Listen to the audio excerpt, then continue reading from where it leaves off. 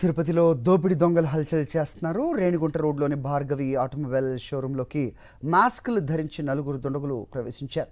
Sales executive Balaji చేతులు కాళ్ళు కట్టేసి మేనేజర్ రూమ్లోని 7 లక్షల రూపాయల నగదున్న లాకర్ను దొంగలెత్తుకెళ్లారు. సమీపంలోని రైల్వే ట్రాక్పై లాకర్ పగలగొట్టి నగదుతో దుండగులు ఉడాయించారు. అతి కష్టంపై బయటపడ్డ బాలాజీ పోలీసులకు సమాచారం ఇచ్చాడు. అన్ని కోణాల్లో కూడా దర్యాప్తు జరిపి నిందితులను పట్టుకుంటామని పోలీసులు తెలిపారు.